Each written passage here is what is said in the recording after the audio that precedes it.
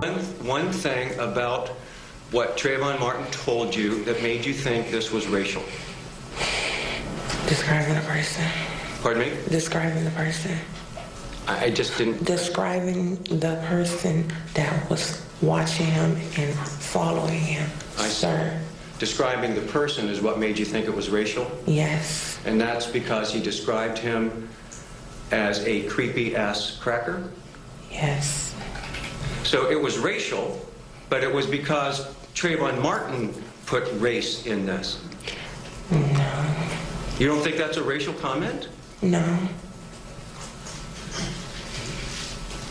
You don't think that creepy-ass cracker is a racial comment?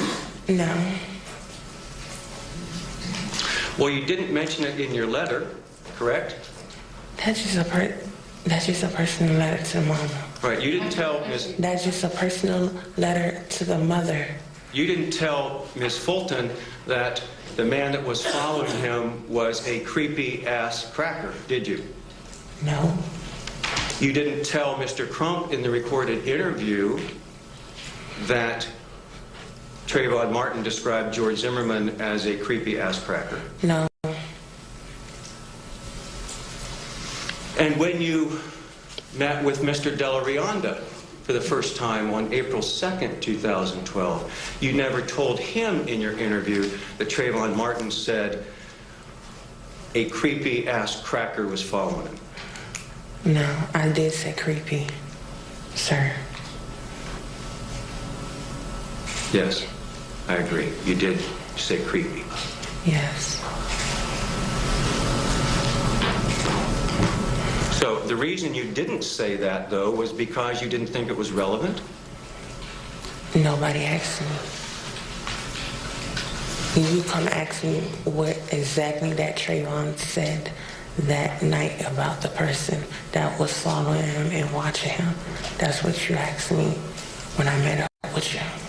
So never before I met with you in March did you ever tell anyone exactly what you heard Trayvon Martin say? Correct? About the person, describing the person? Yes, in any of the interviews where you were asked what was said, what happened next.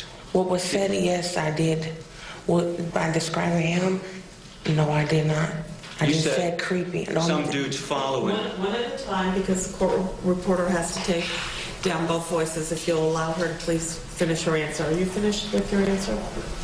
Yes. Okay, you may ask your next question.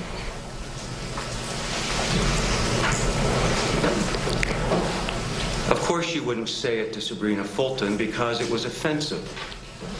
Correct? Yes, that was disrespectful. Pardon me? That was disrespectful. Of course it was, yes. You may not consider it a racial comment, but it's certainly offensive, isn't it? No. You don't think calling someone a creepy-ass cracker is offensive? No. So, but you specifically chose not to tell Ms. Fulton that's what Trayvon Martin said. No. Because you thought it would hurt her feelings, didn't you? No. You didn't think that would bother her if you said that her son described the man that was following him in a car on the phone I didn't think was that a was creepy-ass important. cracker? I did not think that was important. Not important enough to put in the letter, and not important enough to tell her. Objection has been answered. Okay. Can we move on to another topic?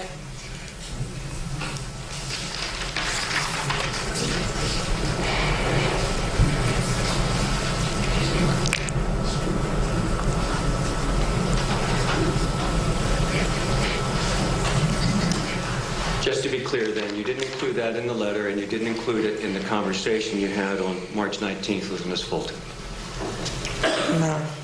And when you were interviewed by Mr. Crump later that day, you didn't say it.